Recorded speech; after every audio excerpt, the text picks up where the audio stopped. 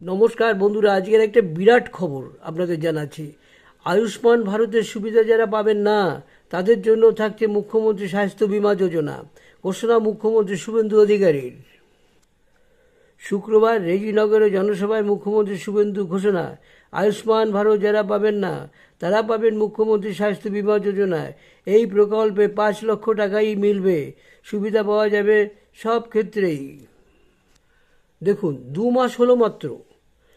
মানুষের যদি ইচ্ছা থাকে না, সব কাজই করা যায়। মুখ্যমন্ত্রী দেখিয়ে দিল যে মানুষের ভোটে আমরা জিতে এসেছি, মানুষের জন্যই আমরা কাজ করব সব সময়ের জন্য।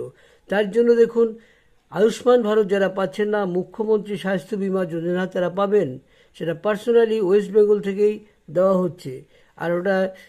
আর যে আয়ুষ্মান ভারত সেটা থাকছে কিন্তু পিএম পিএম যোজনার মধ্যে পড়ে আয়ুষ্মান ভারতটা। সুতরাং কোনো চিন্তা নেই, একটু সময় দিন, ভালো কাজ আপনারা পাবেন, এটা আমাদের বিশ্বাস। আমার এখন 74 ইয়ার্স ওল্ড, আমার বয়স এখন 74 বছর বয়স। আমি অনেক দেখেছি, অনেক কিছু দেখেছি। দেখতে দেখতে দেখতে দেখতে এও কিন্তু একজন ভালো মুখ্যমন্ত্রী, আশা করি ভালো দেখাবে, জনগণের জন্য কিছু করবে। তা বন্ধুরা, আপনারা ভিডিওটি যারা দেখছেন অবশ্যই